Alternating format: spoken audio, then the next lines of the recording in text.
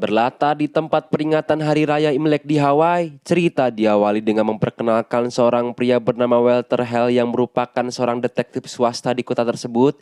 Ia terlihat sedang buru-buru setelah memasukkan sesuatu ke dalam kotak pos dan tiba-tiba...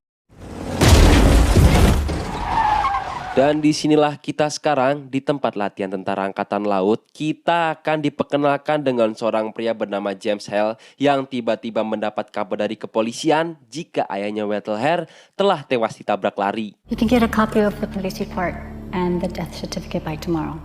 James memiliki seorang istri bernama Lela dan sudah memiliki 2 orang anak. Mendengar kabar kematian mertuanya dari James, sontak membuat Lela terkejut dan bertanya apakah James sudah menghubungi adik kandungnya yang berada di luar kota.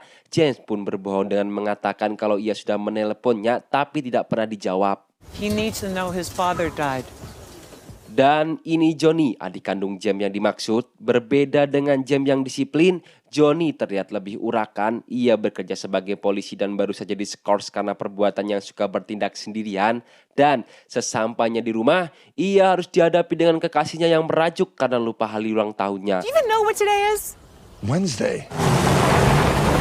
Setelah galau ditinggal Valentina, John mendapat kabar dari Lela tentang kematian ayahnya. Lela mengatakan John diharap bisa hadir ke acara pemakamannya besok terlepas dari sikap buruk Walter di masa lalunya. You sound like a shrink.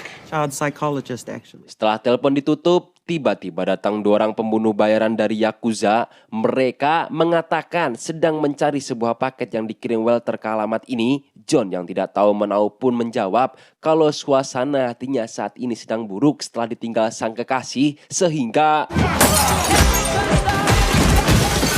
datang 1 orang Yakuza dari luar langsung menembaki John. Akan tetapi keras, cukup keras. Itu yang digambarkan dari para Yakuza ini. Tapi mereka masih belum mampu menghadapi John. Apalagi salah satu dari mereka dengan sengaja menjatuhkan foto almarhum ibu John.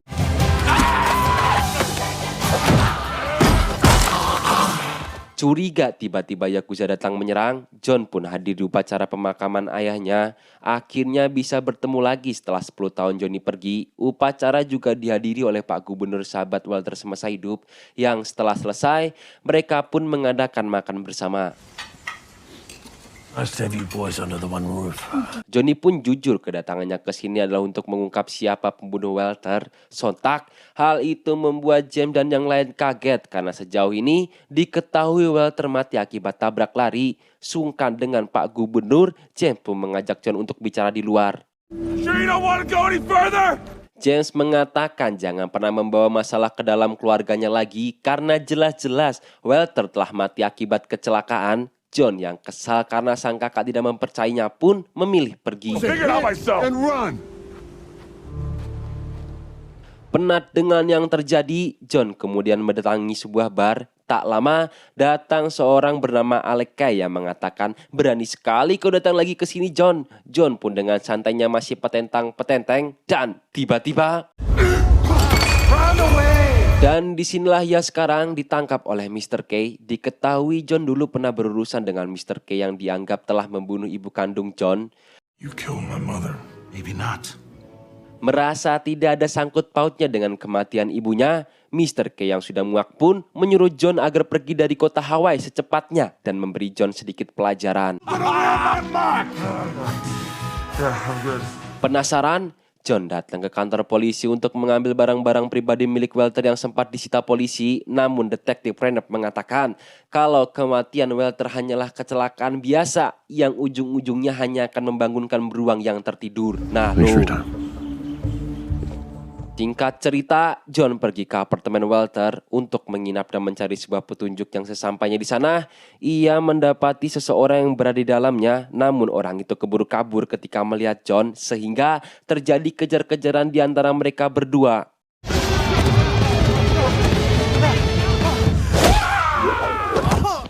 Sementara itu, James diam-diam melakukan investigasi sendiri. Sadar ada kamera pengawas di depan toko mainan, ia pun mendatangi dan meminta rekamannya. Namun karena pihak toko menolak untuk memberikannya, James harus mengeluarkan uang untuk menyogoknya.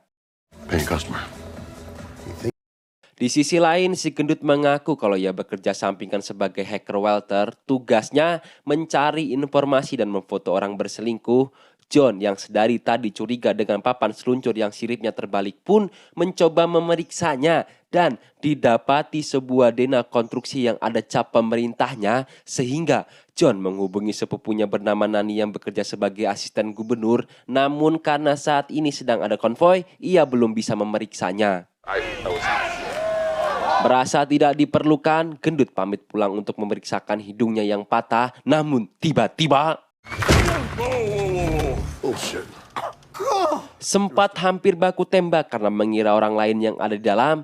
James membawa sebuah flash stick berisi rekaman tabrak lari Walter yang setelah diidentifikasi terkuaklah fakta bahwa Walter tidak mati akibat tabrak lari.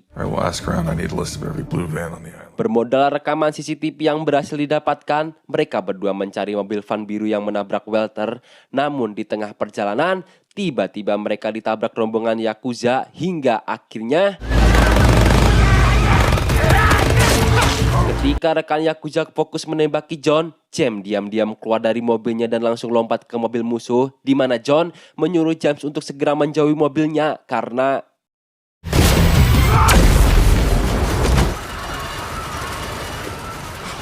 singkat cerita, malam pun tiba. Nani akhirnya berhasil membawa berkas yang diketahui sebuah DNA rekonstruksi pembangunan kasino judi online yang dinaungi oleh pengusaha ternama bernama Marcus Robicock.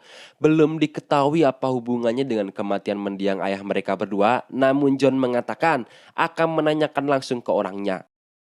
We should have a talk with Mr. Robeshaw. You can't go. Sounds like fun. Besoknya, saat John dan James mengunjungi tempat yang akan jadi tempat berdirinya bangunan kasino milik Robicock, John mendapat telepon dari polisi yang mengatakan telah ditemukan sebuah mobil van biru di tengah laut lengkap dengan pengemudinya yang sudah meninggal. No? Nope. Karena tidak dapat menemukan petunjuk apapun di situ, mereka beralih ke rencana kedua, yaitu datang ke pesta penggalangan dana milik Marcus Robicock, di mana John tak sengaja berpapasan dengan Monica, istri Marcus. Monica pun jujur bahwa selama ini Walter bekerja dan menyelidiki aktivitas Marcus untuk bukti perceraiannya, namun karena tidak bisa menjelaskan secara detail di sini, Monica mengundang John ke apartemennya besok. See me tomorrow. I'm staying at the penthouse of Kiani Towers in Waikiki. Dan benar saja, penyamaran John dan James berhasil terbongkar. Mereka berdua langsung diajak menemui Marcus Robicock. Melihat mereka berdua, Robicock sadar kalau yang ada di hadapannya bukan orang sembarangan. John pun sempat langsung menuduh Robicock dalang dibalik pembunuhan ayahnya. Namun karena tak ingin cari masalah di acara penggalangan dana miliknya, mereka berdua pun disuruh pulang. That was the wife. Yeah, the ex-wife. Besoknya, saat John pergi ke apartemen Monica, ia dibuat terkejut melihat jasad Monica yang sudah tewas di atap mobil. Melihat hal itu, John sangat murka, sadar betul pelakunya pasti orang suruhan Robicock. Ia nekat mendatangi Robicock saat sedang berenang dan mulai membabi buta menyerang para bodyguardnya sehingga akibat ulahnya, John ditangkap polisi yang tak lama datang Pak Gubernur yang memang sudah menganggap mereka sebagai anak sendiri.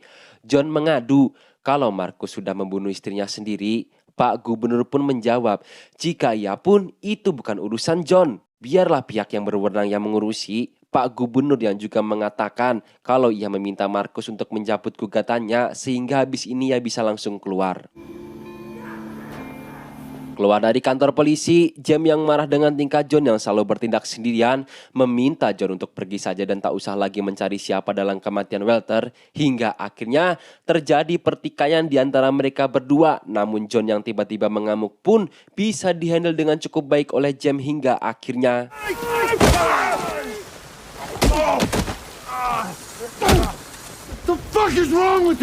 sadar kalau pertengkaran tidak menyelesaikan masalah, mereka berdua kembali pulang yang setelah habis dimarahi Lela karena menurutnya sikap mereka yang terlalu kekanak-kanakan. John mendapat telepon dari Tina yang sedang ada di rumah untuk mengambil paket COD.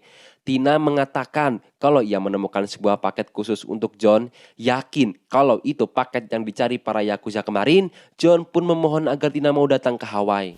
There is no way in hell I'm coming to Hawaii. Sesampainya tidak di Hawaii, kemudian John mengamankan paket yang berisi flash disk dan langsung memeriksanya di mobil sambil perjalanan pulang. Diketahui isinya adalah sebuah dompet luring, namun untuk membukanya mereka harus menggunakan 12 kata yang hanya diketahui oleh pemilik akun. Dan James teringat dengan secari kertas yang ditemukan di barang pribadi Walter yang diambilnya di kantor polisi. How many words? 12? Try these. Ya, belum sempat memecahkan kodenya, datang helikopter yang menembaki mereka dari belakang. Valentina meminta untuk mengambil alih kemudi. Jem yang sempat ragu pun akhirnya menukar posisi. Been here for less than an hour and already people are shooting at You look so beautiful. Gak main-main, para sindikat tak segan-segan beraksi di muka umum hingga banyak memakan korban dan mengirim pembunuh bayaran untuk membunuh John dan kawan-kawan. Ketegangan pun kembali terjadi ketika dua pembunuh bayaran berhasil masuk ke dalam mobil. Namun sayangnya pembunuh bayaran telah masuk ke mobil yang salah sehingga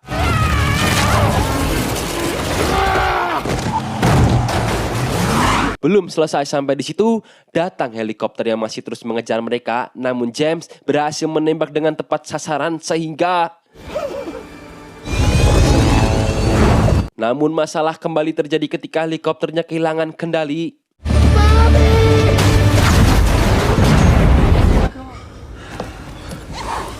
Selamat dari kecelakaan tersebut, akhirnya Gendut berhasil membuka akun Walter, namun Gendut kurang mengerti apa yang berada di dalamnya.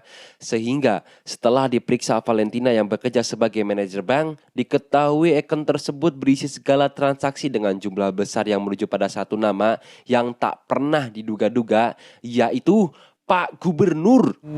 Mayho, PA? Disitulah mereka berdua mendapat kesimpulan dana yang ditemukan John merujuk ke sebuah rancangan rekonstruksi sebuah pembangunan gedung kasino milik Marcus Robicock dengan menyogok Pak Gubernur untuk melegalkan tempat perjudiannya, di mana Walter sebagai detektif jujur pun harus menjadi korbannya.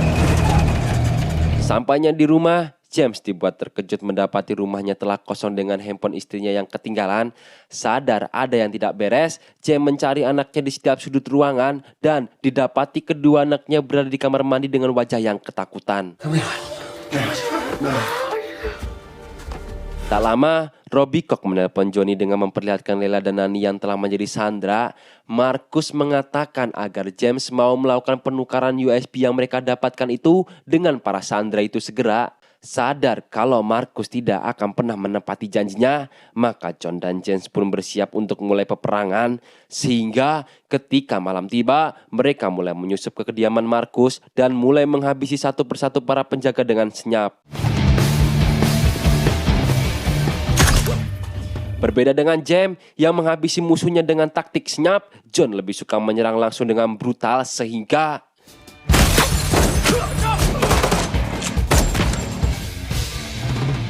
sadar kalau para penjaga di luar sudah berhasil dilumpuhkan. Tepat bersamaan dengan lampu yang padam, Marcus menyuruh antek-antek Yakuzanya untuk mencari keberadaan James dan John yang tak perlu mencarinya lagi karena John sudah siap di posisinya sehingga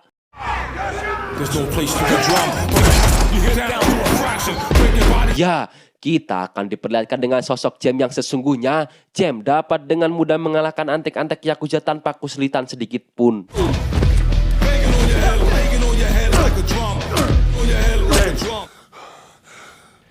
John dan James akhirnya berhasil menemukan istri dan keponakannya yang disandra. Sementara untuk Marcus, ia pergi melarikan diri. Tak ingin melepaskan Marcus begitu saja, Johnny pergi untuk mengejar Marcus yang ketika James pergi untuk menyusul, tiba-tiba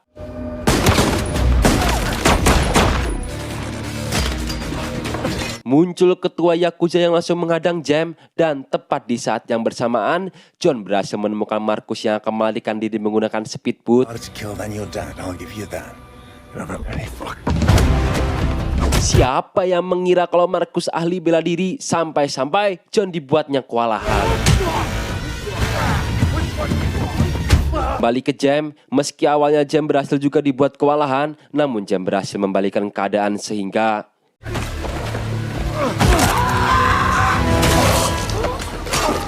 sementara itu, di tengah keputusasaan, John yang sudah dibuat tidak berdaya pun nekat mengorbankan dirinya dengan meledakkan dirinya bersama Marcus.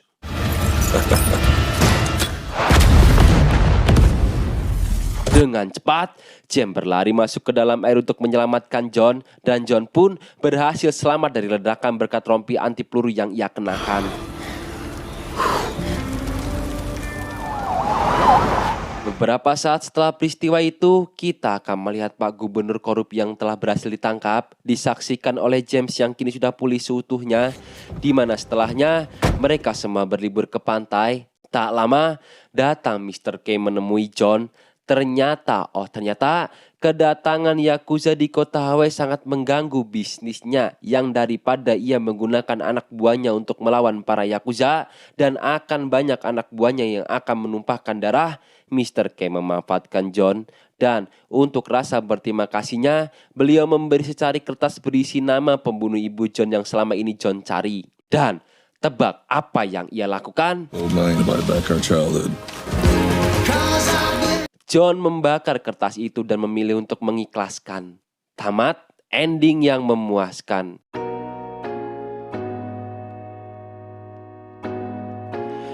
John tahu balas dendam hanya akan memperburuk keadaan, yang meski John sudah mencari-cari pembunuh ibunya sejak lama, ia memilih membakar kertas itu dan hidup damai bersama keluarga.